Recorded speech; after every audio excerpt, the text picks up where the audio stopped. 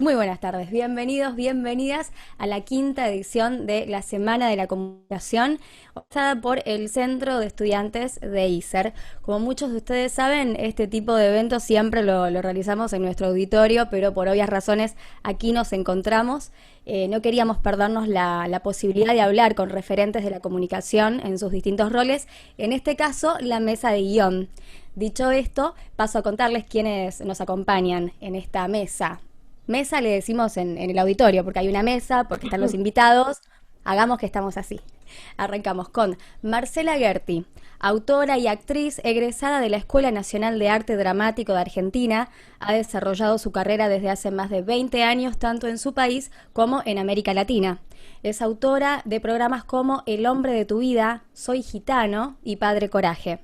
Para cine ha escrito Anita y Elsa y Fred, entre otras. Actualmente acaba de adaptar como serie la novela Santa Evita de Tomás Eloy Martínez.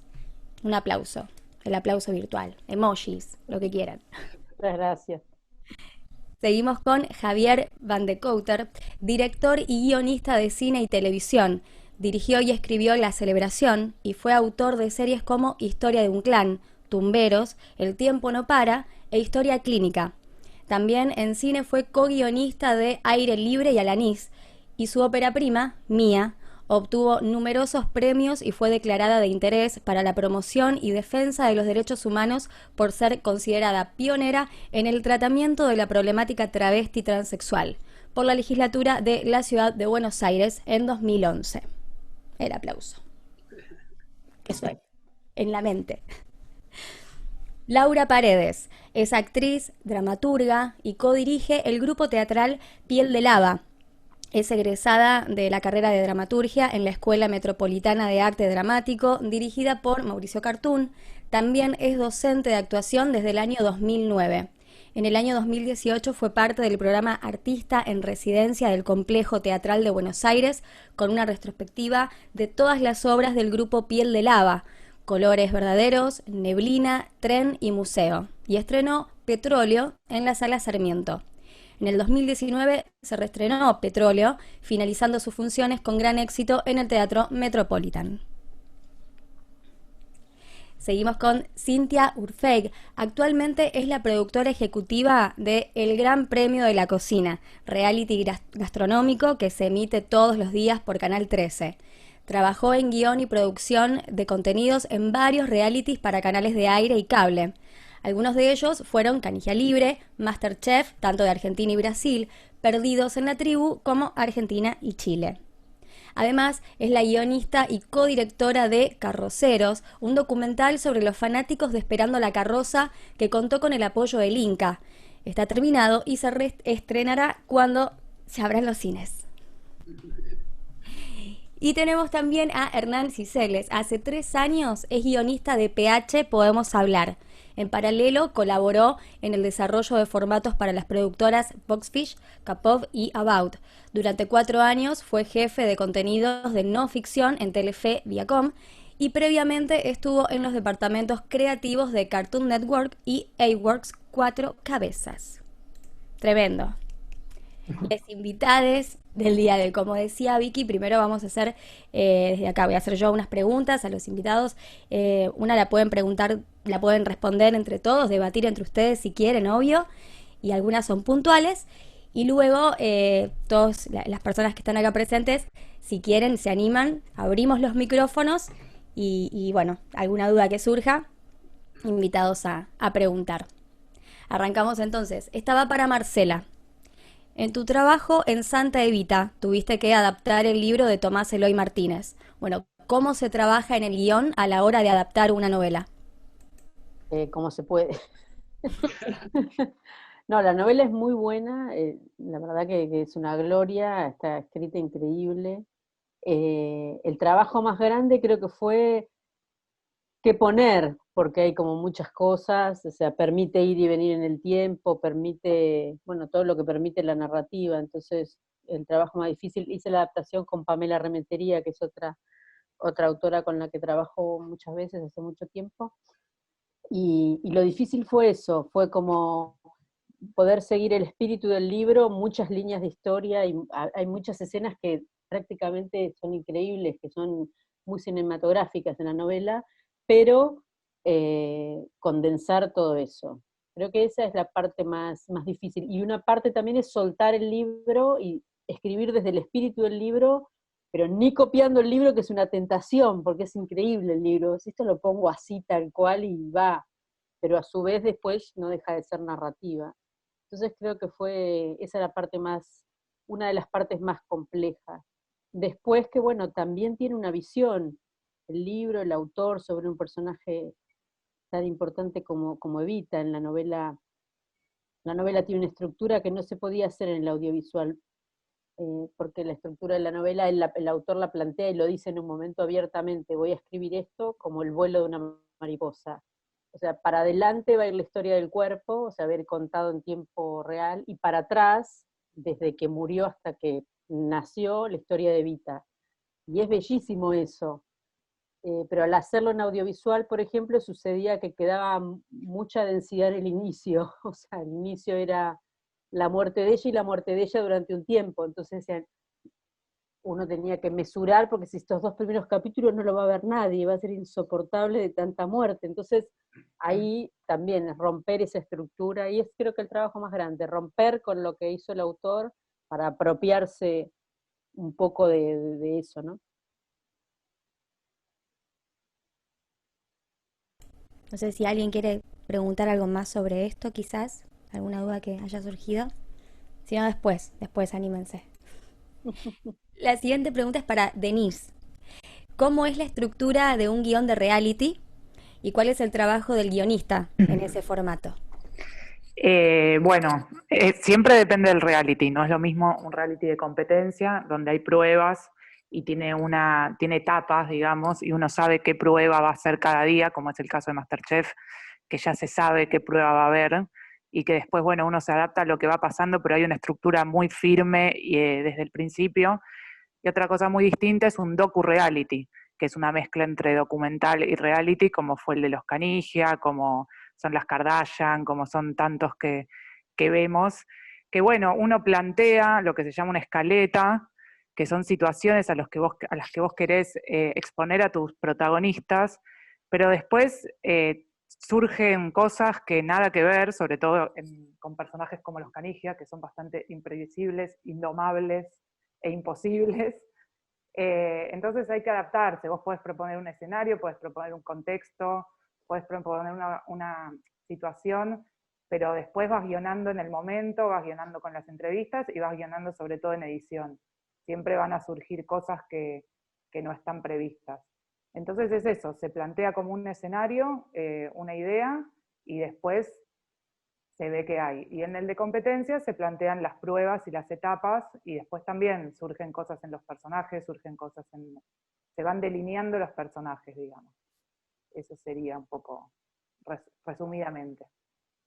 Adrenalina pura, porque no depende solamente de no sé, me imagino algún guión de lo que sea, ¿no? Pero no solo tu creatividad, sino también lo que te proponen las demás personas. Sería como un 90% de lo que proponen las personas. Claro, claro, eh, antes que lo diga yo había pensado, ¿qué onda los hermanos Canigia? y indomables.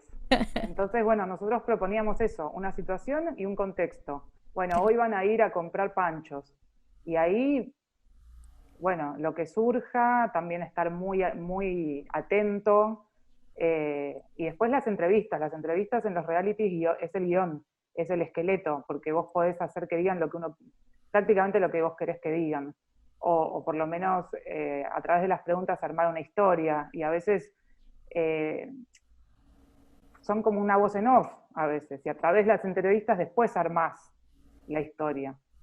Eh, por Claro, eso digo que nada que ver un reality de competencia con un docu-reality. Son dos géneros totalmente distintos.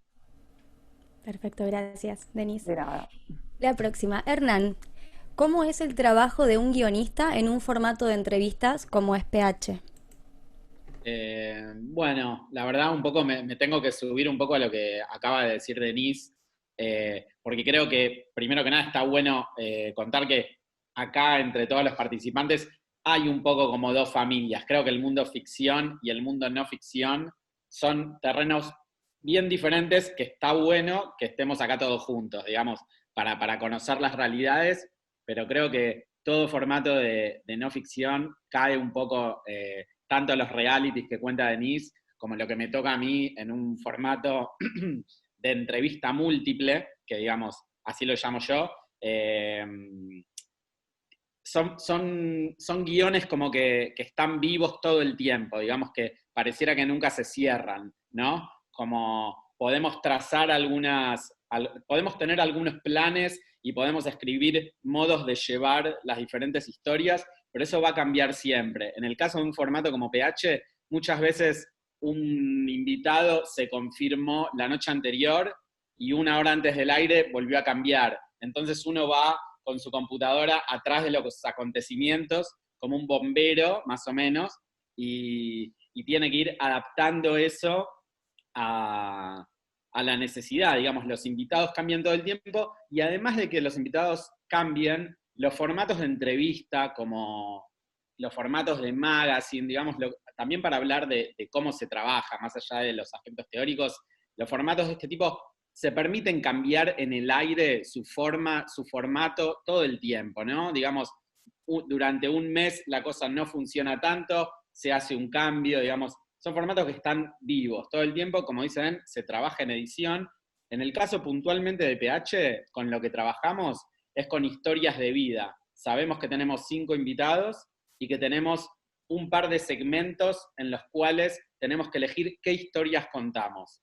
El otro día vino Aníbal Fernández, estudiamos toda su vida y tenemos nosotros un segmento inicial que se llama Punto de Encuentro y decimos, bueno, esta historia que la cuente acá, donde va a poder debatir con el otro, esta historia la dejamos para el momento de la mesa, que es más como una charla un poco más distendida. Hay otro segmento en el cual los invitados se miran en un espejo. Decimos, bueno, esta parte dejémosla para acá, organizamos un poco qué lugar le vamos a dar a cada una de las historias que traen los invitados y cómo se van a cruzar, ¿no? En este momento hay 5 invitados al mismo tiempo y decimos, bueno, ¿de qué manera pueden cruzarse esas historias? Y como bien explicaba Ben, nosotros el guión lo seguimos, lo escribimos antes, estamos en la grabación y lo seguimos incluso para el momento de edición. Y algo que también me parece importante es como nosotros escribimos un guión que sirve de distintas maneras, ¿no? Lo tiene a veces el conductor en el mismo momento que está grabando, lo tienen en el control, funciona como una rutina a veces también.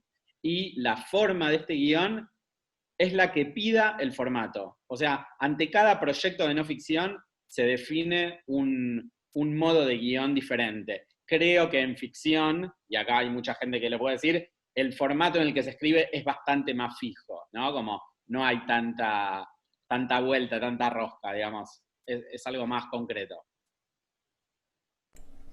Perfecto, gracias. Vamos con una pregunta para Laura. ¿Cómo se creó Piel de Lava y cuál es la dinámica de trabajo? Bueno, Piel de Lava es un grupo que en realidad nos conocimos en talleres de formación de actuación, pero a todas nos gustaba mucho escribir y también la idea de dirigir. Entonces apareció como un lugar en el que podamos combinar la actuación, la dirección y la escritura en simultáneo, ¿no? Como que escribimos para nosotras y también nos dirigimos junto a Laura Fernández, que es como una quinta, que digamos codirige con el grupo, ¿no? Que por ahí el planteo de un grupo que también trabaja con una directora era poder pensarnos como poder trabajar con el afuera sin una jerarquía necesariamente previa, que es que el afuera toma mayores decisiones que el adentro, ¿no? Trabajamos con Laura como codirigimos de esa manera. Entonces, bueno, la escritura tiene un lugar más de creación grupal, ¿no? Sucede algo medio extraño a veces, que es que pasan los años con las obras y ya nadie se acuerda de qué escribió qué. Eso es muy extraño, y sobre todo que todas por ahí escribimos obras en paralelo, y somos autoras en paralelo, pero hay algo con el grupo que realmente empieza una especie de olvido de la propia autoría de algunas cosas, por la manera de trabajar, porque también se escribe a partir de improvisaciones, se reescribe. En general generamos una dinámica en la que llevó la escena, bueno, la reescribe otra, sobre todo para tratar de encontrar una voz en común, por lo general una no reescribe las escenas que propuso, y de esa forma, bueno, con los años fuimos encontrando como una voz que eso, para que por ahí una dramaturgia colectiva con cinco personas escribiendo, por ahí lo más complicado es eso, ¿no? Que uno no esté rastreando diferentes voces. Así que así fue el grupo, y bueno, trabajamos hace un tiempo así. Igual es como muy interesante escucharlos, recién lo que comentaba Hernán, porque uno por ahí imagina que esos terrenos de no ficción, y a la vez terminan teniendo reglas muy de la ficción. Conviene que esto lo cuente acá porque resuena a partir de otra cosa. Es interesante que los procedimientos al final terminan siendo muy formales y muy desde la ficción, ¿no? En algunos casos. No sé, me llamaba la atención escucharlos. Bien, seguimos con la próxima pregunta, que es para Javier. Vos participaste en el guión de Historia de un clan.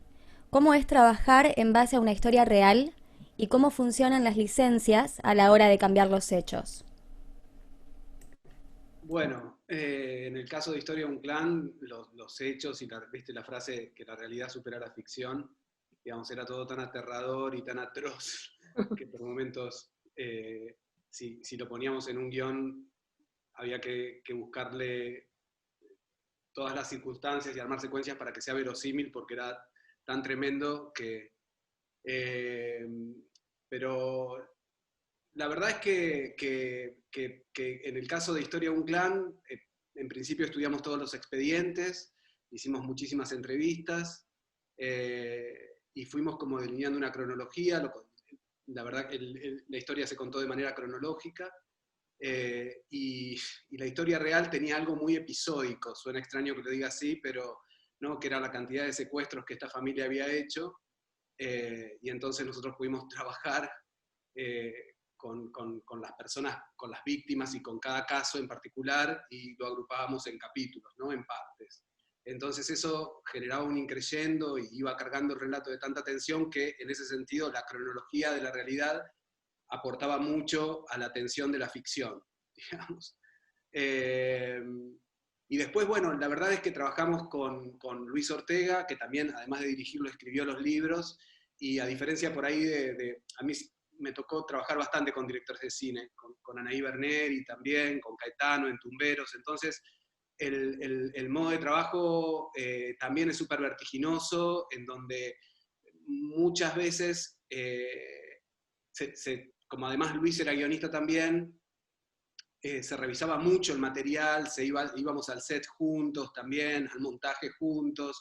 No era un proceso que finalizaba solamente cuando entregabas el guión, ¿no? Estaba como también el proceso vivo en todas las etapas, ¿no? En donde a veces sí se respetaba la escena y toda la estructura del guión, sí, pero muchas veces también era una escena, podía ser una apoyatura, ¿no? Muy discutida con Luis,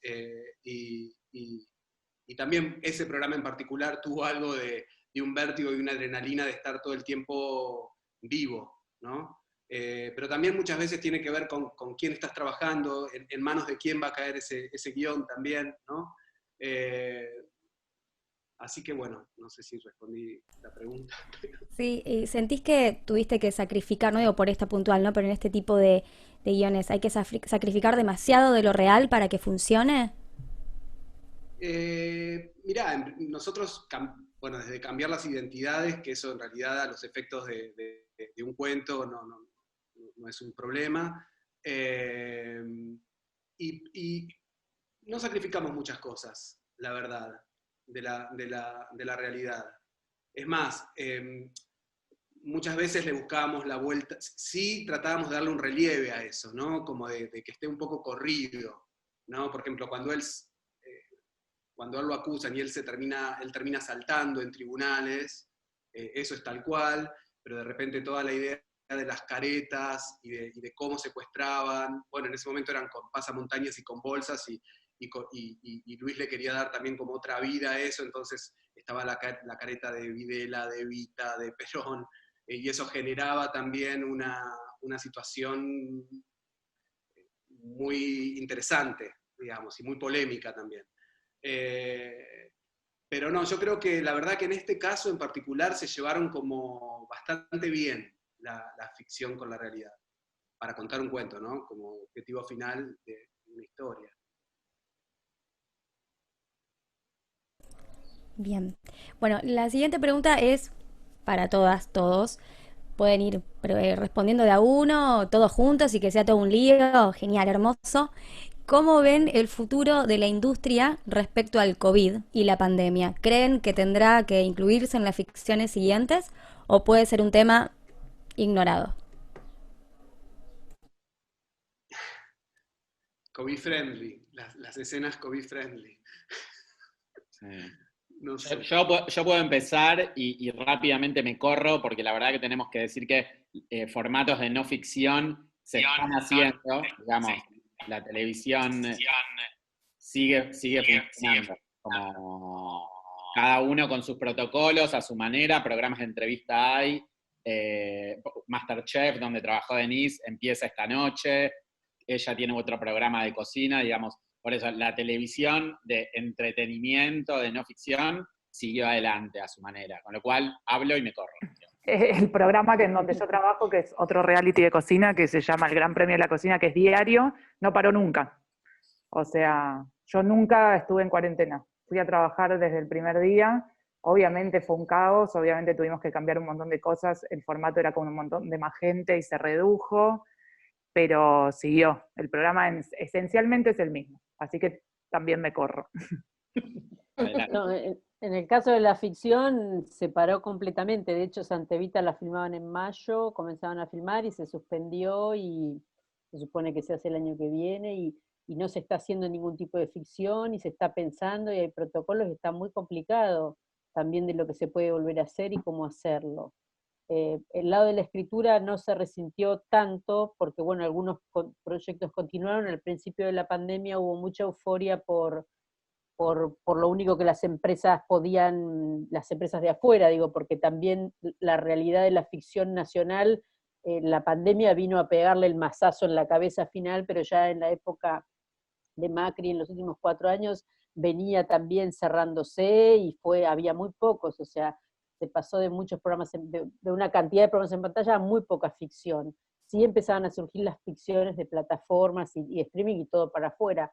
Esas empresas al principio de la pandemia invirtieron en desarrollo, pero después también como que se empezaban a reelaborar qué vamos a hacer, qué hacemos, cosas chicas, cosas grandes. Al principio sí, cosas de pandemia, después no, la gente ya no quiere saber más nada de historias que contengan el COVID. Entonces había como un bastante idas y vueltas, bastante desarrollo, bastante complicado. En lo que es la labor del autor, del guionista de audiovisual, estás bastante metido adentro de tu casa, la situación operativa es más o menos la misma que antes del COVID, salvo que tengo que ir a hacer las compras con un barbijo, o sea, es algo más o menos lo mismo que los últimos 10 años, pero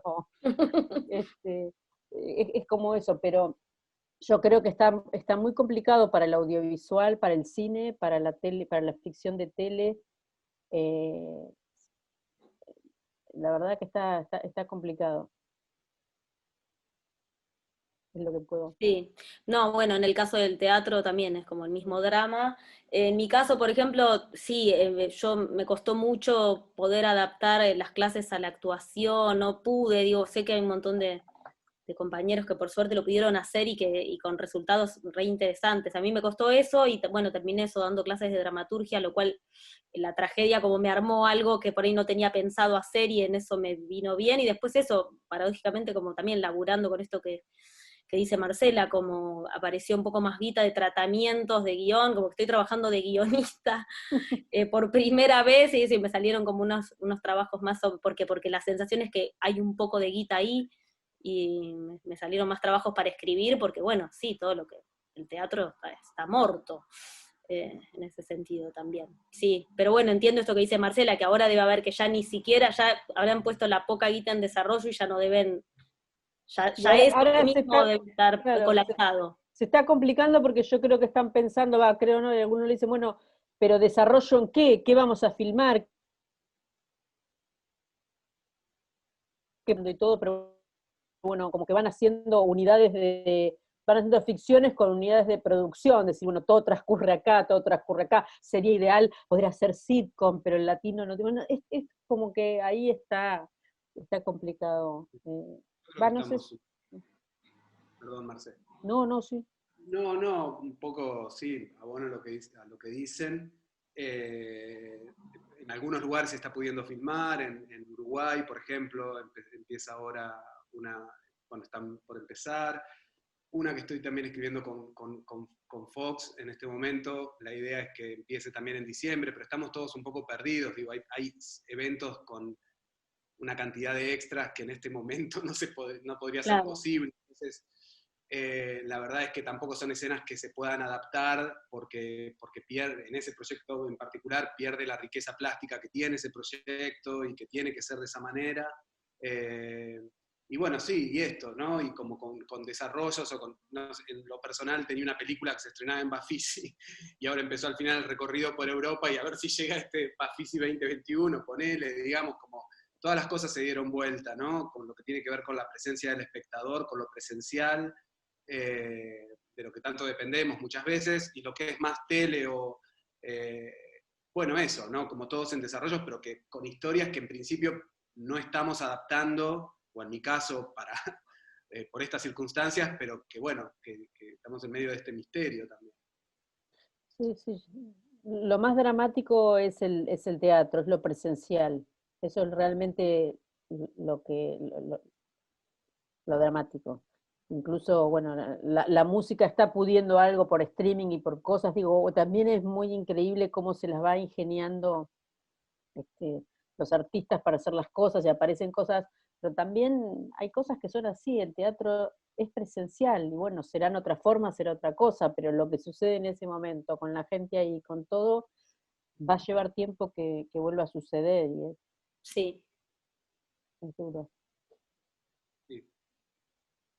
Bueno, pasamos a las preguntas que los estudiantes están mandando acá por chat. Voy con una que justo tiene que ver con lo que estamos hablando. Es de Gabriel Conversano. Dice que en Japón Toei está recurriendo mucho a los cromas e imágenes generadas por computadora para sus ficciones que nos dé género o acción-aventura. ¿Se podría hacer acá esa movida de croma?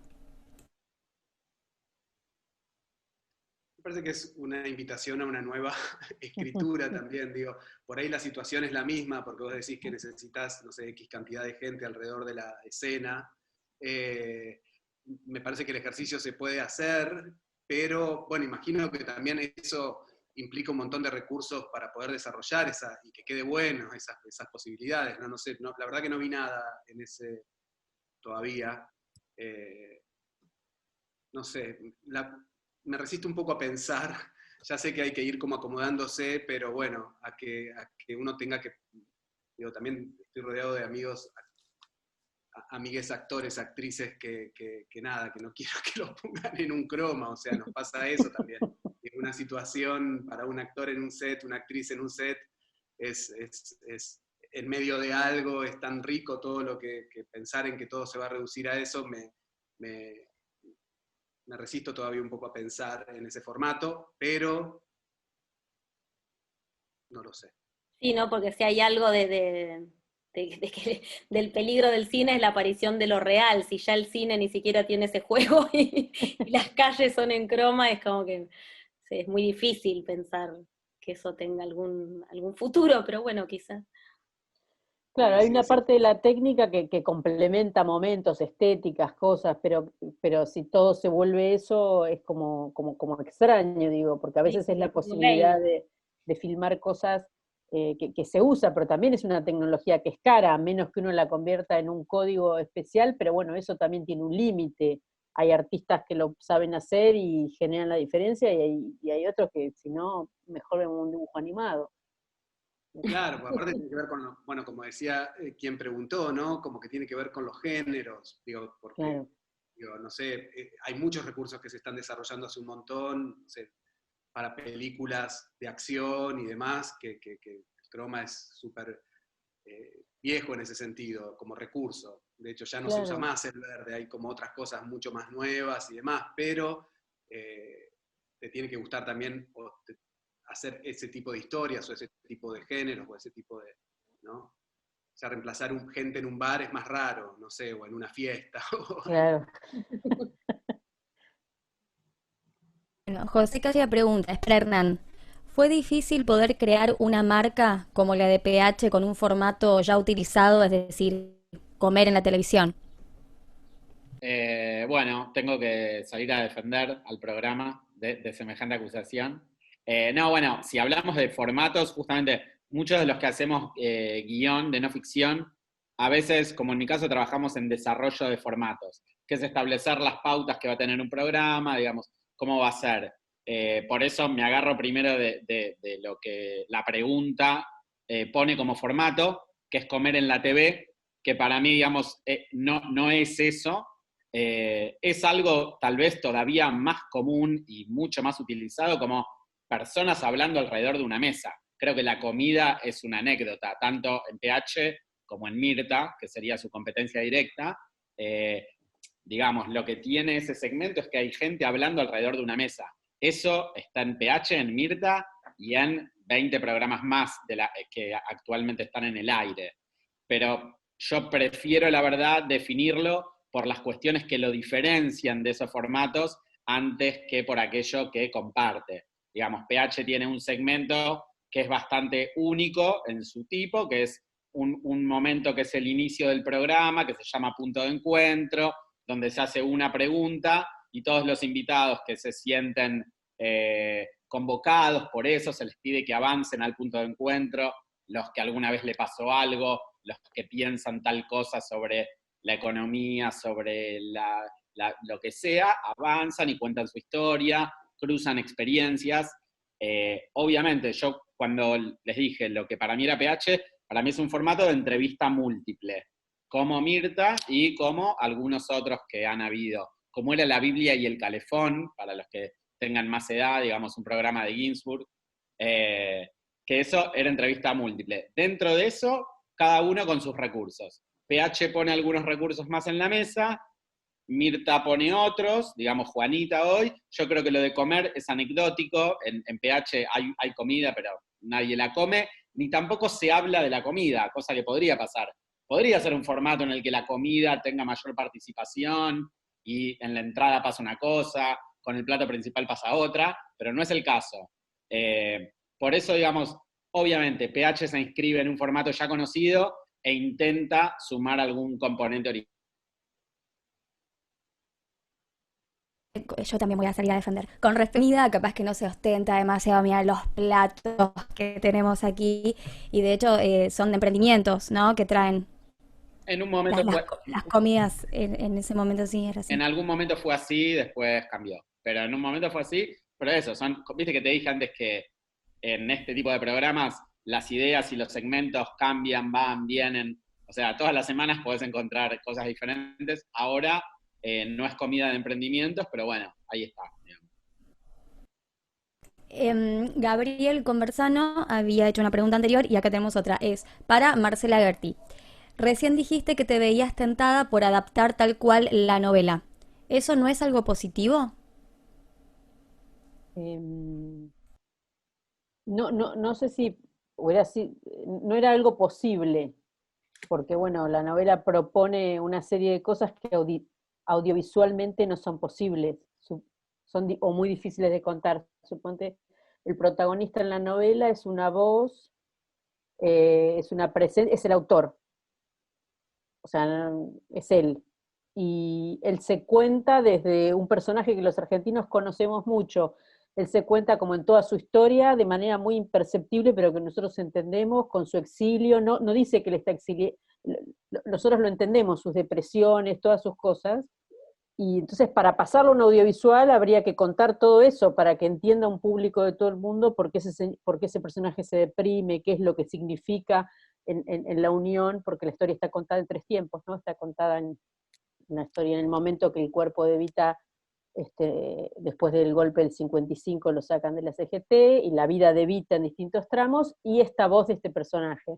Entonces ahí ya hay que adaptarlo, no se puede contar tal cual, hay que inventar un personaje o ponerlo en una circunstancia que audiovisualmente sea entendible a través de tramas, porque si no habría mucho que explicar, algo que para nosotros es entendible automáticamente, que sitúen a alguien. Por eso las novelas siempre necesitan una adaptación, y en general el autor cuando cuenta una novela te lo cuenta por acá, te lo cuenta por allá, lo mismo lo cuenta puede contarlo varias veces, y en el audiovisual no podés contarlo tantas veces porque ya lo viste, entonces es como también es necesario una adaptación, y esa es como la selva rara de adaptar novelas. Lo pienso porque hace poco adapté una novela colombiana, que también era increíble la novela, y, y parecía como que no contaba mucho, y cuando empezás estaba todas las veces, hay muchas veces contado lo mismo de distintas maneras, porque el autor en la narrativa llega a vos de distinta manera, entonces en el audiovisual te quedabas con muy poco, pues esto ya está, ya está, ya está, porque no podés poner varias veces como lo mismo, pero tenés esa tentación, crees, uy, esto, bueno, pongo todo, y después...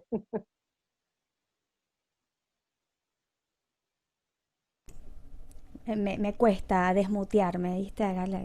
Me cuesta, me cuesta. Yo con la tecnología no puedo, lo siento. Pregunta Santiago Núñez, a la hora de escribir, ¿hay alguna técnica que suelen usar para lograr un resultado exitoso?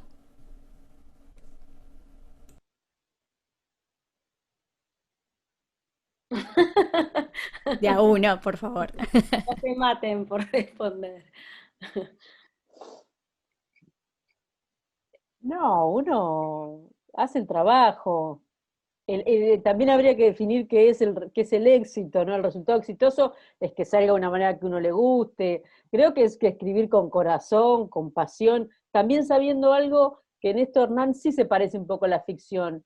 No hay cada proyecto tiene una estructura distinta, no solo una estructura, la narrativa, tiene una estructura de trabajo con gente distinta, nada es igual, no es lo mismo un equipo de una telenovela que un equipo para hacer una serie de 4 capítulos que no para hacer una serie de 10, ahí cambia, no cambia por ahí el formato, no sé si fáctico, el final draft o tal cosa, pero sí cambia de qué manera uno lo va a contar. Entiendo que por ahí sí, los formatos de no ficción tienen por ahí otras cosas, pero también se cambia mucho, y más en esta época donde hay mucha y buena posibilidad de contar cosas de distintos lugares, ¿no? Hay como una apertura a pluralidad de voces, y eso está buenísimo. Sí, obvio, lo que decía, como que tal vez en no ficción se expanden mucho más las posibilidades y hasta te diría como que se crean formatos de guión a partir de las necesidades Yeah. de los diferentes formatos, digamos, como hay formas de guión que ya están atadas a ciertos tipos de programas, pero en algunos casos te llega un programa nuevo y si no se parece a nada, será una forma de guión nueva y se escriben en diferentes instancias, como les decía, ¿no? Antes, un ratito antes, durante, en el medio, en el corte, después, como eso. Sí, y hay algo que es importante también en la no ficción, y es estar muy atento a los personajes, porque son personas, pero también son personajes y cumplen sus funciones dentro de un reality. Está el atolondrado, está el canchero, está el que le va bien, está el que le va mal, no sé, me acuerdo que en MasterChef había uno que lo retaban porque siempre usaban limón. Y bueno, a explotar eso, a darle siempre limón, a prohibirle el limón, a que el compañero tenga limón y él no. Entonces hay algo de estar atento, como de percepción y de aprovechar y de explotar esas cosas que van surgiendo y que es imposible guionar. Bueno, a uno no va a usar más el limón, eso previamente es imposible que se te ocurra.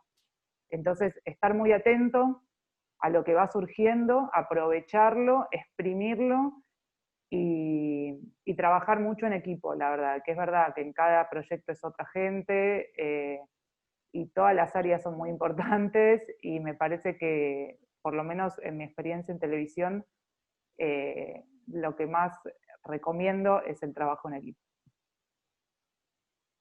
Sí, por ahí en la no ficción, no sé, igual uno tiene la posibilidad de ir como vibrando, ¿no? Un poco escuchándolos, siento como eso en algún momento en la ficción, cuando estaban más las tiras diarias, por ahí que vos estás escribiendo lo que va a salir al final de la semana y en el medio es increíble, pero en 3 días se hace o al menos un capítulo, entonces, bueno, en una tira diaria, por ejemplo, uno puede de alguna manera, si la tira está teniendo rating, que es como el equivalente a que algo sea exitoso en la tele,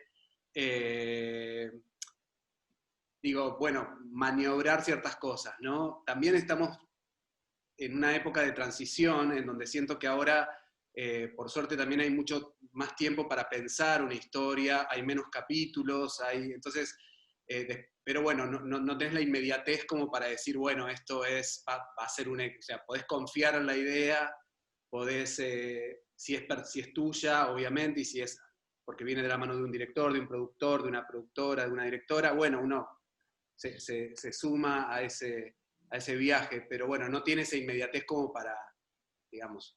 Después las metodologías son tantas y tan variadas y tan personales también, como para, digo, si alguien te garantiza antes de ponerte a escribir que vas a escribir algo exitoso, me parece que hay que desconfiar un poco, me parece que tiene que ver como con otra cosa. Sí, y hay algo en la no ficción también que es el casting, que es súper importante. Y que no digo que del éxito depende de eso, pero en tu variedad de personajes, si vos pones a todas personas iguales, va a ser aburrido.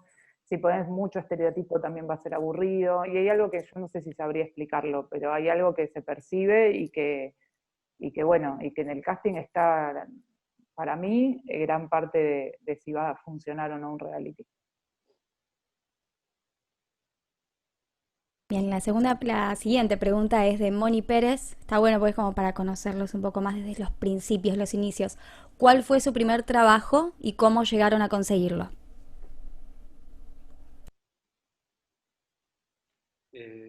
Bueno, como guionista estábamos haciendo una película, un ensayo fílmico en realidad que se llamaba Perro Amarillo y entonces estaba rodeado de muchos amigos y amigas actores, en ese momento también actuaba, entonces una amiga le llevó el guión de ese mediometraje a un productor de televisión y gracias a ese guión, digamos, conseguí como mi primer trabajo como guionista, que fue Enamorarte y Tumberos. Tumberos fue también, empecé actuando y se fue uno de los guionistas, que no me acuerdo si le salió otro proyecto, qué pasó, y bueno, y ahí levanté la mano y me llamaron como para escribir con Ale Masi, con Alejandro Masi, con quien después me hice muy, muy, muy, muy amigo, así que nada, por suerte empecé ahí, ¿no? En ese mix de Adrián Caetano y Ale Masi, que bueno, que me formaron un montón, me ayudaron un montón. Ese fue mi primer trabajo. Yo como guionista hace 6 meses, no sé por qué me eligieron en esta mesa, no tiene sentido alguno. No, pero bueno, es interesante porque también pensaba que decir, claro, es raro como que cuando venís del teatro tu trabajo, o sea, siento que escribir es mi trabajo hace un montón de tiempo, pero como es con otras cosas y tampoco es exactamente de lo que saco la guita, y ahora en una situación de crisis pude sacar la guita de ese trabajo, que obviamente no es el mismo el de dramaturgia que el de guión, pero digamos, en pocas encuentros terminás entendiendo las diferencias o qué operaciones hay que hacer para que eso sea cinematográfico. Y es extraño porque ante esa pregunta me cuesta pensar cuál fue mi primer trabajo, porque el trabajo pago en teatro es tan raro, de dónde sacas la guita y de dónde vas realmente generando el oficio. Eso, así que hace 6 meses fui contratada. Pero bueno, es raro porque siempre pienso en eso, o por ejemplo, hasta por ahí mi primer trabajo como actriz en el teatro público, estaba haciendo una cosa cuando yo sentía que ya estaba trabajando hacía años en el teatro independiente, y que era completamente mi trabajo y por ahí no exactamente sacaba la guita de ahí, o no toda la guita. Como que se vuelve algo medio raro con lo que verdaderamente haces oficio y aprendes mucho, y de dónde sale la verdadera guita con la que, me imagino que eso, que al ser el guionista profesional empieza a unirse un poco eso, el escribir y ganar la guita de eso. Mi experiencia es más rara, no sé, un poco más chanta como guionista. Soy guionista pandémica. Yo empecé actuando también como Javier, después del conservatorio empecé actuando, actué en muchas telenovelas, con Andrea del Boca y en varias, y como en un bache, después de 6, 7 años de estar en la tele, y como era como raro para mí también la tele, eh, empecé a escribir con mi hermana y ganamos unos concursos así, pero escribir de la nada también, como, che, y esto, como de espectadora, igual ahí te das cuenta todo lo que te forma a actuar, todo lo que aprende, todo lo que te sirve para escribir y para muchas cosas actuar sirve. Y empecé ahí el primer trabajo fue un amigo actor que estaban buscando Campanella y Castex, iban a hacer un programa en Polka que se llamaba Culpables, y tenía una película, y tenían como que no llegaba, entonces buscaban a alguien que los ayude, y tenían un amigo que venía a ayudarlos de Nueva York que nunca llegaba, entonces como que hicieron una prueba, y este amigo le dijo, che, me parece que Marcelita más o menos tiene como ese tono, y ahí hice una prueba, hice un capítulo, medio capítulo, y estuvo bien, y me puse ahí a trabajar con ellos, y fue una gran experiencia porque ellos tenían una cosa muy buena, eran unos tipos muy generosos, o sea, no importa que yo llegaba recién, o sea, nos gusta lo que haces, vas a cobrar lo mismo, vas a tener el mismo cartel, y vas a trabajar lo mismo. Y era como algo realmente muy grosso. Era otra época donde ellos tampoco tenían contrato, o sea, nosotros ese contrato que nos dan no lo vamos a firmar, porque es una porquería, y nunca lo firmaron, y como que se podía, porque era antes del 2001, digo, después todo cambió, pero fue así una experiencia muy, muy, muy buena, digamos. Laburamos mucho porque también había una cosa muy fuerte de lo que ellos querían y lo que quería la productora de ese programa, que era como reescribir 8 veces el mismo capítulo. Pero bueno, yo creo que uno aprende reescribiéndose, ¿no? Ahí encuentra todo. Así que estuvo buenísimo, porque era como, para mí era genial, estaba con una gente que era bárbara, tenía ganas de escribir, o sea, el programa salía al aire, o sea, era todo bárbaro. Bueno, voy yo. En televisión mi primer trabajo fue en un programa que se llamó PNP, que lo van a conocer solo la gente de mi edad, no sé si los alumnos, que se trataba de mirar tele y buscar errores, y yo me llevaba los VHS a mi casa y veía todo el día televisión en VHS, en pijama, un poco como ahora, y me anotaba a mano las cosas que veía, las cosas graciosas, los errores, y se las llevaba a un señor, a un otro productor que lo compilaba, y trabajaba de eso, y después pasé como a ser esa persona que compilaba, y aprendí un montón, porque aprendí un montón de cosas de televisión, y después, bueno, me echaron y entré en Cuatro Cabezas, y ahí estuve como 15 años, que hice un montón de programas distintos, pero en la mayoría, un poco casualmente, un poco por la época en la que me tocó trabajar, muchos realities. Y bueno, y así, pero el primero fue PNP. Bueno, en mi caso yo entré en la productora Cuatro Cabezas también, donde laburó Denise. Yo tuve como la suerte de entrar en lo que era un departamento de desarrollo de formatos, que era algo bastante inusual para la época, hace, no sé, 10, 15 años, con lo cual, ¿por qué entré? ¿Cómo lo conseguí? Que es una cosa que lo preguntaban ahí, no lo sé, de casualidad, porque alguien me habrá visto que era ocurrente, o que en una conversación, en una sobremesa, y en vez de mandarme a producción, tal vez me mandaron ahí, y aproveché y empecé a aprender un poco ahí. El trabajo del guión y del desarrollo de formatos están bastante relacionados en la tele de no ficción, y a lo mejor yo escribía guiones de un programa 1, de lo que sería el primer capítulo, y después eso ya pasaba al trabajo de guionistas, pero básicamente yo me dediqué al desarrollo de formatos, y en algunos casos estuve metido en el guión de un programa siguiendo toda su evolución. Incluso estuve en un programa que ahora vuelvo a trabajar en ese tipo de programas, que es raro, que es programas de preguntas y respuestas, para que vean todo el arco que incluye la no ficción. O sea, ahora estoy trabajando con un equipo de guionistas que nos dedicamos a hacer preguntas, juegos que implican conocimiento sobre la Argentina, como estuve en programas así, y bueno, y ahora estoy en PH, que es un proyecto que me interesó para para seguirlo y trabajarlo en el día a día. Pero mi primer trabajo tuvo más que ver con el desarrollo de formatos que con el guión. Bueno, muchas gracias por compartirnos sus primeros pasos. Imagínense que para todos los estudiantes de guión que están acá es importante, lindo y, bueno, alentador escucharlos a todos ustedes. Qué nostalgia, Denise, PNP. Por favor, Kelly, muy fan. Sí, duró 1000 años aparte. ¿Cómo lo conseguí? Porque mi hermana conoció a Gastón Portal y le dijo, tengo una hermanita que está buscando trabajo. Y era un trabajo muy de los inicios, porque éramos todos, teníamos 18 años los que lo hacíamos. Era como el escalón más bajo que se podía hacer, que era ver televisión todo el tiempo y escribir en una hoja lo que veíamos. Pero sí, en general es o un contacto, o alguien conocido, o alguien que te ve, digo, para los estudiantes, que sí, es un poco así. No sé si alguien lee un currículum. Claro. No, ya, sí, en todas las carreras, bueno, yo soy de locución, ¿no? Pero nos hablan mucho, esto como que el currículum ya medio pasó a otro plano. Seguimos con otra pregunta, esta es para Hernán. ¿La elección de los invitados, las haces conjuntamente con producción o te adaptás a lo que hay?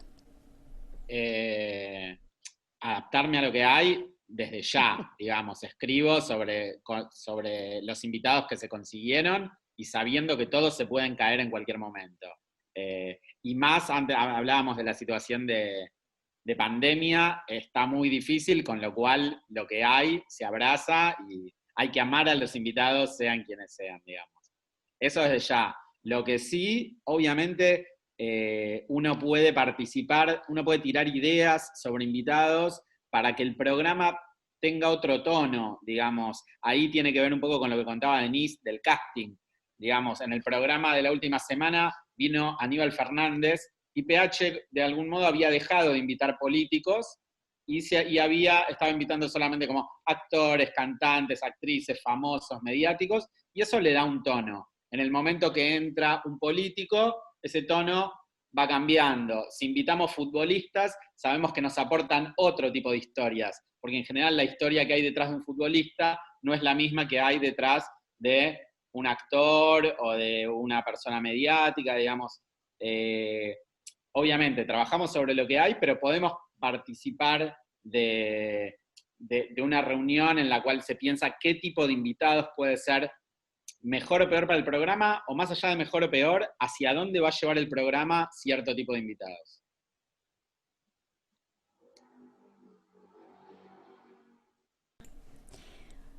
Bien, la que sigue es para Javier. ¿Tuviste asesores legales para escribir Historia de un clan? Y tuve un juicio también. Así que sí, por suerte, después le paso a todos los guionistas una cláusula que hay que tener sí o sí, siempre, que lo aprendí con ese programa y que por suerte la pude incorporar en el contrato porque no todas las productoras y las empresas te dejan. Pero sí, tuvimos asesores legales, esto que contaba de cambiar los nombres, qué nombres cambiar, qué situaciones modificar, qué otras poder contar tal cual las leíamos en el expediente. Y concretamente el juicio uno no puede evitar que alguien te haga un juicio, digamos, podés evitar después un montón de cosas que rodean esa situación. Pero fue por una tontera, no fue por una tontera, pero digamos, no fue por lo que uno esperaría de ese programa, ¿no? O que alguna víctima o parte de los Pucho, de la familia Pucho, que no. Fue alguien que se mencionó en un momento, porque cuando estábamos llevando el contexto a la escena, se nombró a un jugador de fútbol que en el contexto en el que se lo nombró se sintió ofendido, y bueno, y decidió hacer un juicio a Sebastián Ortega, a Telefe y a uno de los autores, que bueno, como yo estaba como autor principal, fue para mí. Pero sí, todo el tiempo trabajamos con asesores legales. De hecho, ahora estoy en la adaptación también de una novela que es un caso real, y también ya desde el vamos, antes de escribir nada, empezamos como a asesorarnos legalmente. Por más que es los años 40, es otra cosa, pero sí, sí. No sé, Marce en Santa Evita, pero generalmente cuando trabajás situaciones, ¿no? Como de personas que existieron, apellidos que uno cree que porque fueron de otra época, ¿no? Bueno, hay que tener mucho cuidado. En Santa Evita la protección que estaba, porque eso lo hablamos mucho con Fox, era la novela, como que todo aquello que estaba incluido en la novela podía ser utilizado, pero ahí cuando nosotros recreábamos cosas de época y poníamos otro hecho histórico, suponete había toda una parte que querían incluir sobre Isabelita, López Rega y qué sé yo, que no lo hicieron, porque no estaba en la novela esta, y porque, bueno, podía haber líos legales Claro. con eso. De hecho, a veces también pasaba mucho en Polka, a veces con nombres de las telenovelas, que había gente que hacía un juicio por su nombre en otra época. Por eso cada vez que elegían los nombres de los protagonistas, como que trataban de cuidarse y decían, no, este no porque tal cosa, o conseguían a veces a alguien que firmara una autorización con ese nombre, que era como un absurdo. Bueno, un Papalardo, yo tengo a Jorge Papalardo, digo, porque había otro que se podía sentir ofendido, ¿no? Todas unas cuestiones muy, muy delirantes. Bueno, la siguiente pregunta es para Laura. Moni Pérez nos dice si nos puedes contar si participaste como guionista en La Flor y cómo lo hiciste. No, no, lo único que nos faltaba para ser guionistas. No, en realidad La Flor es un proyecto entre dos como grupos, el Pampero Cine y nosotras y Piel de Lava. eh, y bueno, somos como coproductoras de la película de alguna manera, pues fue un proyecto que duró 10 años de rodaje, entonces somos como grupos hermanados, pero el guion es de Mariano Ginás. Sí pasó que, bueno, que nos conocimos a través del teatro, porque Mariano había ido a ver una obra nuestra que se llamaba Neblina, y empezó todo como una especie de trabajo de que iba a ser un trabajo de guión para adaptar esa obra, esto como una especie de trabajo más colectivo de adaptar esa obra al cine, y también empezó a pasar que pasó el tiempo, la obra nos empezó a quedar vieja, ya como que ya no nos interesaba mucho hacerla, un poco lo que decimos de los proyectos de antes de la pandemia, que cuando los volvamos a agarrar, que es como, uy, hubo una pandemia en el medio, un poco eso, no tanto, pero sí, como que ya estábamos grandes para actuar esos personajes, entonces, bueno, ahí apareció como la posibilidad de hacer La Flor, y así que, bueno, como que el plan ahí ya fue una película que escribía Mariano, y nosotras sí, este, eso, si hay una zona de la autoría es haber estado 10 años, por supuesto, como en un rodaje, ¿no? Pero, y que bueno, y que pasara el tiempo y que fuera de alguna manera un testimonio el paso del tiempo, pero no, guionistas no. Elisa, creo que una de mis compañeras de Piel de Lava escribió algo en el episodio 1, pero no fue un trabajo de guionistas compartido, ¿no? Bien. Pregunta para Denise. ¿Cómo elegís un ganador? ¿Esperan a que el público empatice con los participantes o ustedes desde el guión crean la empatía para que el público lo acepte? Yo no trabajé nunca en realities donde elija el público, me parece. El bar TV creo que elegía el público. Pero en general en los programas de competencia, aunque nadie lo crea, elige el jurado. Y en los de cocina eligen al que mejor cocina. Así que sí, quizás si un personaje sabemos que gusta mucho, se lo puede estirar un poquito, sabiendo que en algún momento se va a ir, o sea, que no haciendo demasiadas injusticias, pero gana el que el jurado que esté elige, y eso es posta. Bien, Nicolás Castro, seguimos por el lado del reality, ¿no? ¿Qué tan guionados están los finales de los realities? Porque se habló mucho de uno de los de MasterChef, de acá. Capaz es el de Bake Off, que fue bastante Claro, es Bake Off, polémico. era el de los dulces. Sí, me quedé pensando, el de Sí. las... Sí. Yo ahí no trabajé, sí conozco un montón de gente que trabajó, y ahí lo que pasó fue que tenían que ser amateurs y a través de las redes sociales se difundió que una de las ganadoras no lo era, se investigó, se dieron cuenta que la gente tenía razón y hicieron eso para subsanarlo, que a mí me pareció bien porque la chica había hecho trampa, pero es medio lo mismo, llega el mejor y sí, en las producciones hay errores, en ese caso, bueno, se se investiga, pero hasta un punto, y nada, hizo trampa y lo terminó diciendo y le sacaron el premio. Claro, acá me dicen por cucaracha, que sería el chat, que es MasterChef Sí. 1, claro, por Elba. Elba, no, Elba ganó porque el jurado le eligió. Eh, y quizás al jurado le caía mejor, y quizás no cocinó mejor, pero al jurado le caía mejor, pero la eligieron. Son 3, así que yo estuve ahí, y estuve en el momento en que lo eligieron, y se vota. Yo voto que gane Pablo, 2 votaron que ganó Elba, y ganó Elba. Si lo hacen porque se encariñan o porque de verdad cocina mejor, es muy personal. Pero sí lo eligieron ellos 3. Perdón, no era que se confundieron con Make Up. Bueno, pregunta para Laura, ¿cómo se lleva a cabo el proceso creativo y la composición del personaje? Esto como en general, no termino de entender la pregunta si es...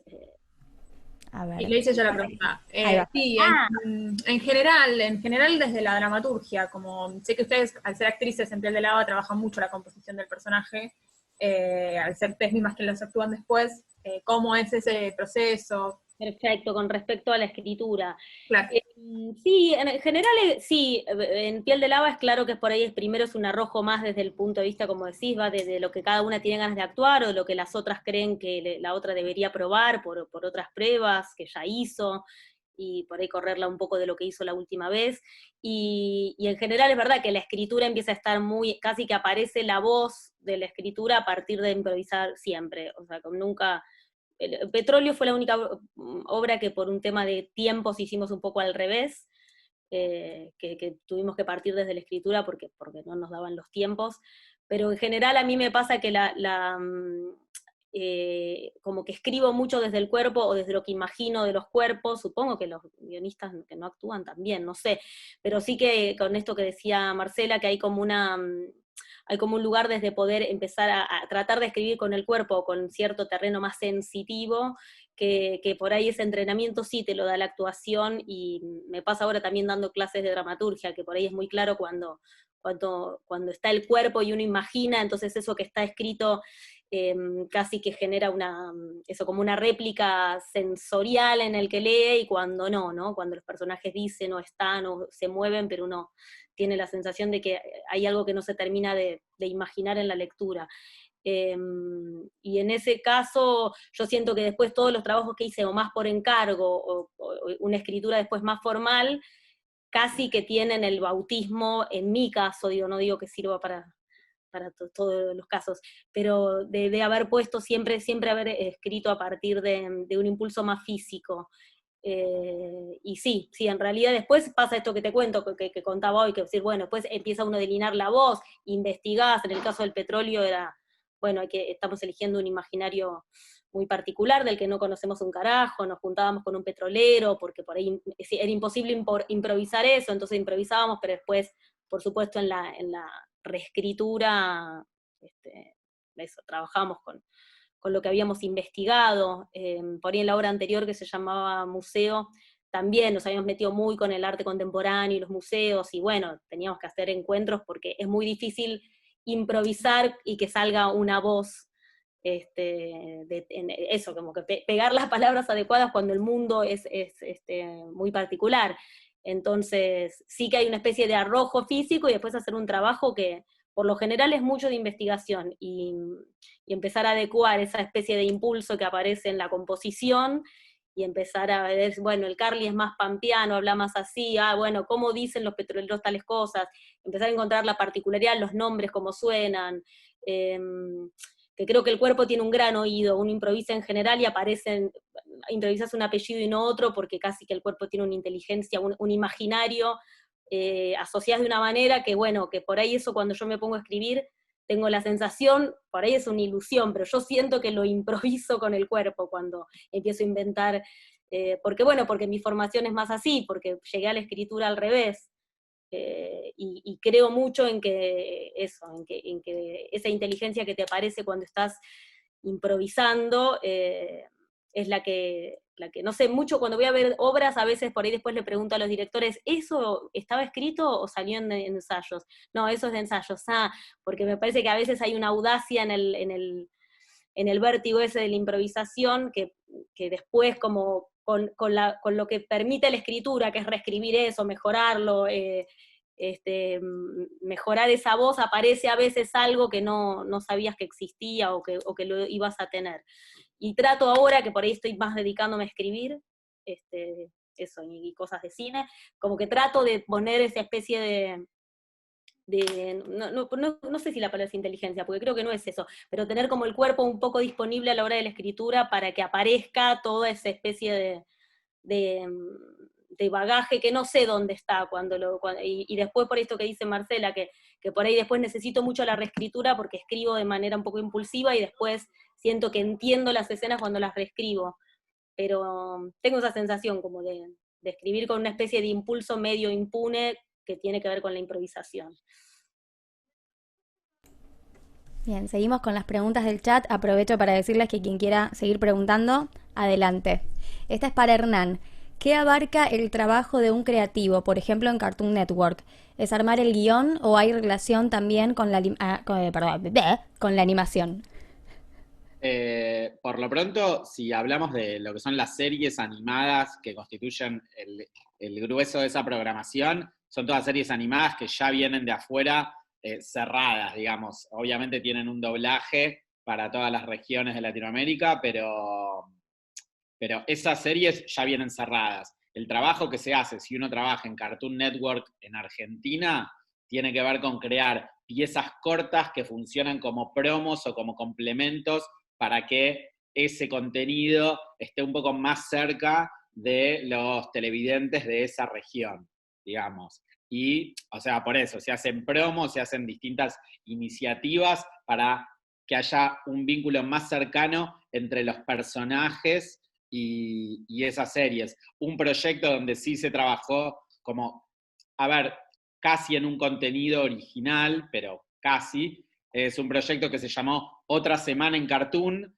que lo que se hizo fue, se agarró un producto que se estaba haciendo bastante popular en redes, que se llamaba Tiranos Temblad, que no sé si lo conocen, que es un resumen de acontecimientos de Uruguay, que tienen una narración muy divertida, están bien escritos y tienen un buen enganchado de imágenes, y tomando ese formato se aplicó como un modo de hacer un resumen de lo que pasaba en una semana en diferentes series de Cartoon Network.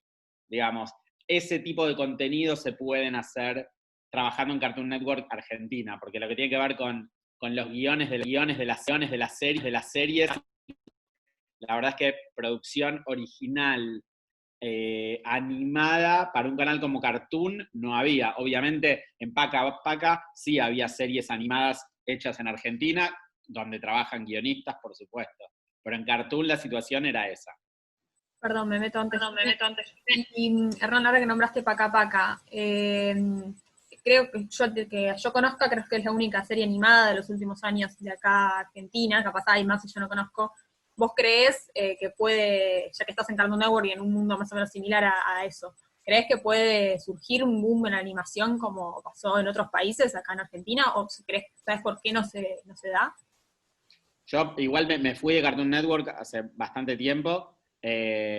No sé si puede haber un boom, eso lo veo como difícil, pero sí es verdad, y ahora mientras hablamos de esto me acuerdo, digo, sí se están haciendo algunas piezas cortas de animación guionadas y producidas en Argentina, algunas cositas así. Un boom de la animación, la verdad, desconozco tanto ese mundo, pero bueno, siempre se dice que es caro y si uno está en un canal como Cartoon Network, ya te baja un montón de contenidos que ellos producen en Estados Unidos, digamos, con lo cual en muy raras ocasiones producen contenido propio. Pero la verdad es que hace un par de años que ya no estoy ahí. Gabriel pregunta si te gustó trabajar en Cartoon Network. Sí, la verdad que sí, me encantó. Es una cosa como bastante delirante, porque nada, en un punto tenés que trabajar como cuidando los personajes. Muchas veces algo que se trabajaba en Cartoon también era, venían muchas marcas a querer hacer cosas con los personajes y uno tenía como que cederlos de alguna manera, escribir guiones para ver de qué manera una marca que quería estar podía trabajar con ese personaje, pero que tampoco se lo coma, que lo absorba, no, que nuestro personaje de golpe esté consumiendo el producto, como era eso, era como trabajar cuidando a criaturas animadas, y nada, tenía un aspecto divertido, estuvo bueno el tiempo que estuve, 3 o 4 años. Bien. Para Marcela y Javier, ustedes trabajaron para cadenas como Fox y Disney. ¿Qué diferencia hay en el armado de un guión o una carpeta entre una ficción nacional y una ficción para el extranjero o para esas cadenas? Y si hay diferencias en cuanto a las exigencias.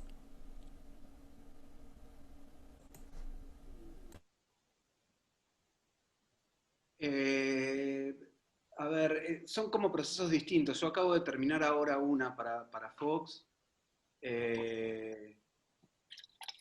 La verdad es que es por ahí distinto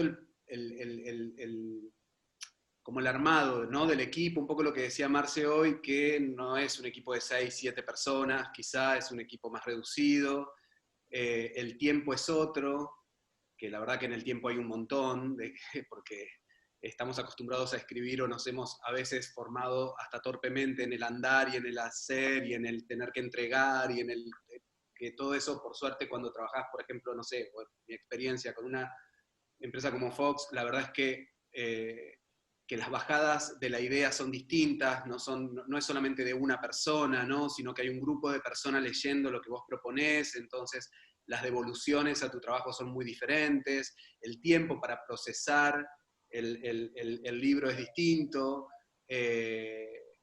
para meterlo en diseño es distinto. Estoy hablando siempre cuando una empresa te encarga una idea, ¿no? Cuando uno no está yendo, porque ahora también lo que está sucediendo es que los guionistas estamos yendo con nuestras ideas a las plataformas y estamos encontrando espacios de que en el medio no esté ese productor o ese empresario o esa empresaria que te dice, bueno, yo quiero una historia, sino como, nada, quiero adaptar esta novela o tengo esta idea original, y entonces el proceso uno lo pareciera que lo cuida más, pero en realidad ese proceso, cuando uno va a una plataforma con una idea original, o lo que, por ejemplo, me acaba de pasar ahora en Fox, que de verdad me dieron mucho tiempo para escribir cada libro, para revisarlo, y además generalmente tienen una línea editorial. ¿Qué significa eso? Que después cuando lo agarra el director, no siempre, o la directora, no siempre puede hacer eso que decía hoy, al contrario, por ahí que me había pasado en historia, no como el guión solo como apoyatura, sino que como Fox y Disney tiene una línea editorial muy clara también, bueno, se revisa todo mucho para que eso que llegue al set realmente sea lo que está escrito, que es también una manera de ellos de poder contener lo que quieren decir, ¿no? Entonces, la verdad es que sí, yo noto mucho cambio de una primera televisión en donde por ahí me inicié a escribir, o, no sé si televisión, programas, que podían después ir en diferentes plataformas, y lo que está pasando ahora, ¿no? No sé si responde un poco, pero... Sí, yo coincido mucho con lo que dice Javier. Yo en los primeros, durante muchos años, durante como 10 años trabajé escribiendo tiras, y la tira tiene una dinámica y una manera de trabajar en equipo bueno, en muchas oportunidades escribíamos 4 capítulos de una ficción por semana, o sea, escribíamos, recuerdo un programa que escribimos 4 porque no podíamos escribir 5, pero teníamos que escribir 5, o sea, era una locura. Era una maquinaria muy fuerte de gente escribiendo y tenías que tener un equipo súper aceitado y trabajabas 8 horas por 24, no sé. Era un montón de trabajo y era lo mejor que se podía hacer ese día. Y después, bueno, había una devolución de alguien y dependía mucho del aire también. Todo se cambiaba, o sea, había historias, este personaje no va más, murió este. Todo tenía una vorágine y una manera de construir las historias que tenía mucho que ver con el aire. Y eso, a partir de que desapareció la tira, de alguna manera cambió, digo, de trabajo con Fox o con empresas que laburan series, es muy diferente. Hay otro tiempo, hay otra mirada, hay otro nivel de devolución. Una cosa que es muy plácida también en las devoluciones con gente de ciertas empresas es que son devoluciones de crecimiento, de realmente que engrosan el laburo en un punto. Y hay una posibilidad de distintos lugares en donde trabajar a partir de los streamings, y lo mismo que decía Javier, existe también la posibilidad, y eso es interesante también para todos los que recién empiezan, de poder llegar con tu material directamente sin un intermediario. Tenés como un montón de opciones, puedes buscar a alguien, un agente de ventas que se queda con una plata, podés ir directamente a la plataforma, o sea, el mundo está ávido del contenido, esa es la parte buena de nuestro trabajo, digamos. Contenido hace falta de distintos tipos y hacen falta ideas, y eso, es como encontrar la manera de por dónde, y hay distintos lugares, pero también mucha gente que conozco ha pasado que directamente contactás a alguna empresa, de hecho Amazon, conozco gente que lo ha hecho así. ¿Cómo fue? No, le mandé un mail, lo mandé, contacté por Facebook a alguien que vos decís, este tipo le contestó, buenísimo, porque también están ávidos de escuchar una buena idea, porque también la gente piola de esas empresas también dice, bueno, yo quiero una buena idea, ¿con qué? Porque realmente con la cantidad de plataformas que hay, necesitan la renovación de contenidos, y de hecho ahora las series son más cortas porque lo que hace falta es que haya mucho de eso. Entonces creo que es un buen momento, y que creo que es un momento que tiene muchas posibilidades. En ese sentido no hay que tener miedo también a no tener currículum, a no tener experiencia, porque creo que hoy lo que está al frente es el valor de alguien que tenga una buena idea, y que también es muy aceptado la creatividad de donde venga, digo. Hoy por hoy no es nadie, de hecho, muchas veces a mí me miran con carita como, esta escribió muchas telenovelas, ¿viste? Como hay algo como medio pedorro también ahí. Decir, bueno, se pasó 10 años, pero capaz que cuenta todo desde ese lugar. Lo cual para alguien podría decir, no, que bueno, tiene 10 años de experiencia, para otros, y prefiero a alguien que no tenga ninguna, que tenga una mirada fresca. Y en ese sentido creo que es lo interesante también del momento, ¿no? Que hay muchas posibilidades. Bien, muchas gracias. Vamos ahora sí con la última pregunta que tenemos en el chat. Si alguien quiere hacer otra pregunta, es el momento, ¿sí? Esta es de Tiago Goldar. Dice, ¿alguna vez, habla obviamente de lo que es reality, ¿alguna vez la decisión del jurado fue condicionada por la producción? Si es así, ¿con qué frecuencia? No, en los trabajos que yo tuve no. Esto sí que decía que si hay un personaje que está buenísimo y sabes que se va a ir en una semana, y bueno, que se vaya en 2. Y si construye algo y si hace que funcione mejor, pero no va a ganar, digamos. Se puede estirar su salida, pero no que gane. Siempre hablando de mis experiencias, no sé en otros lados. Eso. Bien. Para Laura, comercialmente hablando, ¿hay aspectos en particular a tener en cuenta a la hora de pensar una obra? Tienes el mic apagado, Laura. Perdón, sí. No, Victoria, yo no creo en eso, ¿sabes? Yo creo que al revés, que cuando pasan bueno, por lo menos no tuve, primero que nada, no tengo demasiado, comercialmente hablando, no tengo mucha experiencia en eso. Lo único que por ahí sucedió en el grupo es toda esta cosa con petróleo, que fue como que de golpe empezó a ver muchísimo público, y algo que excedió, pero yo creo que hasta al revés, yo creo que sucedió, no digo que es la única manera que eso suceda, pero nunca pienso comercialmente hablando que los aspectos, me estoy enredando. Lo que quiero decir, cuando veo lo que sucede en el teatro comercial, y en general no garantiza nada que esa obra le vaya bien. La idea de que hay algún aspecto para que las obras funcionen es raro. Por lo menos eso la cartelera no lo estaría demostrando, ¿no? Es como más misterioso porque una cosa empieza a funcionar o no, y probablemente yo creo que lo que pasó con Petróleo casi que tuvo que ver con que realmente hicimos la obra que se nos cantó el culo.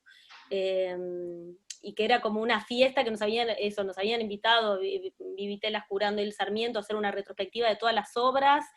O sea, tuvo esa alegría la obra de hacer la obra más, eso, como más impune de las 5 que tenemos, la de caguémonos de risa en este teatro hermoso, y yo creo que eso contagió algo que ninguna regla o estrategia comercial puede con eso. No digo que sea la única manera, pero por lo general vengo viendo eso, que cuando dicen esto va a estar porque está tal, que corta tickets, y esto va a ser un éxito, qué sé yo, por ahí después no demuestra necesariamente eso. De hecho, nosotras tuvimos como un año tremendo en el teatro comercial y no nos conocía nadie, o sea, claramente no fue por cartel de actrices.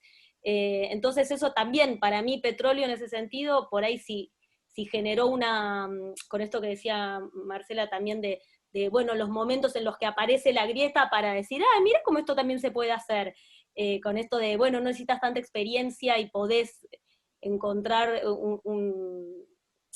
esto que ponía como bueno, si hay una buena idea, por ahí aparece y no están tan pensando solamente en la experiencia. Yo creo que lo que pasó con nosotras, digo, que teníamos años de trabajar juntas y todo, pero tuvo que ver con la no especulación, no sé, y que por ahí sucedió algo, porque nosotros también era como, ¿quiénes son? ¿Quién es toda esta gente que nos viene a ver?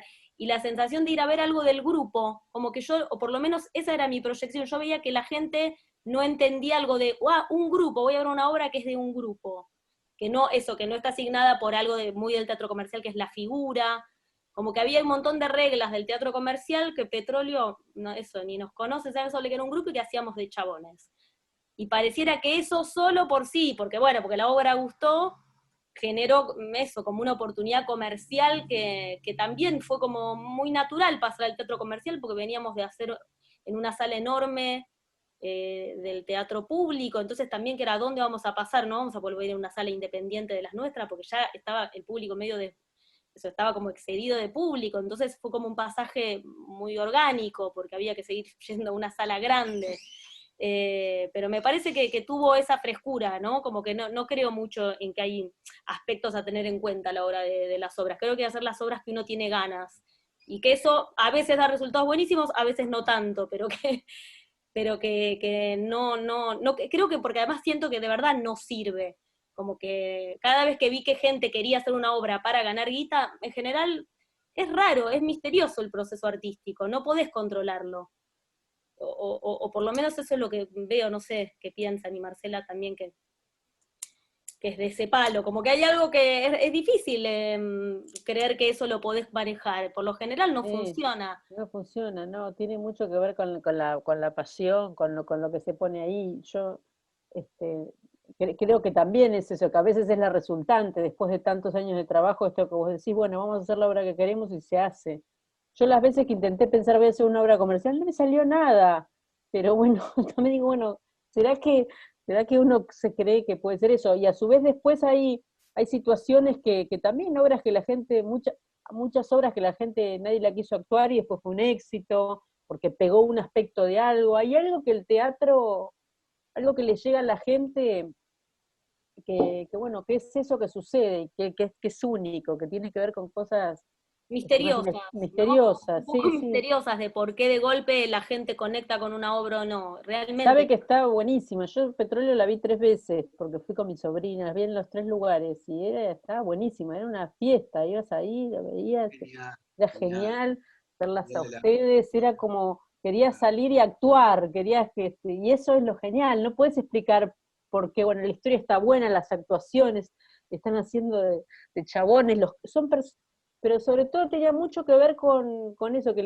con lo que querés esos personajes y esa historia, y yo creo que en eso es parecida a la ficción y la no ficción, ¿no? De lo que hablamos. Uno construye para que la gente quiera esos personajes y los siga y esté prendido y para ver qué detona en esos personajes. Bueno, muchas gracias. Vamos a ir cerrando la charla, pero me gustaría pedirle obviamente a nuestros invitados si quieren darle algún consejo, algunas palabras a los estudiantes de guión. Algunos están empezando, están en primer año, algunos están a nada de recibirse y creo que sería importante para ellos que, bueno, ustedes les den sus palabras de aliento.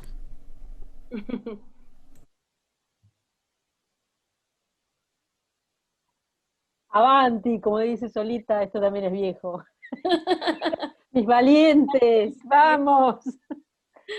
No, que escriban mucho, que se animen, que quieran sus ideas, que no se juzguen, y que cuando algo le parezca bueno se monten en eso, lo hagan y que no tengan miedo de ir a por lo que por lo que quieren, digo, y algo que me dijo una vez alguien, que no tener miedo de ir, buscar trabajo, mostrar los guiones, tratar de hacerlo, romper las bolas todo lo que quieran, y bueno, y reescribir mucho. A veces hay cosas que salen también bien de entrada, que no hay que reescribirlas tanto.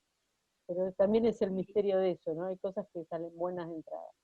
Y es lindo esto que dice Marcela de no juzgarse, porque yo creo, yo como guionista pandémica, no, que lo pienso en todo, en la escritura y en todo, como cartoon en la escuela siempre usaba mucho lo del correr el perímetro, como no tener miedo de correr el perímetro. A veces uno se le ocurren cosas que les parece que no entra dentro de lo que se está haciendo en guión, en teatro lo mismo, y algo de, me encantó siempre esa imagen de, bueno, correr el perímetro, si te parece que eso no es tan de series, no le des bola, escribilo y después ves, porque por ahí eso mismo es lo que hace que termine siendo la fórmula, porque eso interesó, como que tratar de parecerse a lo que se está haciendo, yo creo que es una condena, ¿no? Como que está bien que el oficio te permite poder hacer si te piden eso, pero no creer que parecerse a lo que se está haciendo te va a garantizar algo, ¿no? No sé, ¿qué piensas? Sí, Dale. no, porque venía de la mano un poco de lo que decían ellas dos, ¿no? Como envalentonarse creo que las cosas están cambiando, algo también de lo que dijo Marce hoy, que confiar mucho en las ideas propias, en saber que existen como maneras de conectar con quienes tenés que conectar. Ahora hay algunos fondos, concursos, para empezar a ordenar también eso que uno tiene, ¿no? Un poco suena rara la palabra, pero a disciplinar un poco también esas ideas como para poder mostrarlas, y después embarcarse en proyectos que nada te saque las ganas de escribir, ¿no? Ese es como como saber cuáles dejar de lado son los que te sacan las ganas de escribir. Después, no importa si son por encargo, si son ideas personales, pero que te hagan vibrar, porque es la verdad, no sé, una forma de vivir muy interesante, la de escribir y contar historias. Eso. No, yo lo que quería decir es que a los que quieran laburar en tele, que entren de cualquier puesto y función, que es muy difícil esto de guionista, de no ficción, en un reality o en un programa de entrevistas, es muy delgada la línea entre el productor, el guionista, es como, somos todos productores en realidad en televisión, y más acá que todos hacemos un poco de todo. Así que si esa es la idea, que donde vean ahí un hueco, que entren y después van a ir encontrando el lugar y se van a ir juntando con la gente que más les interesa y van a ir encontrando su función.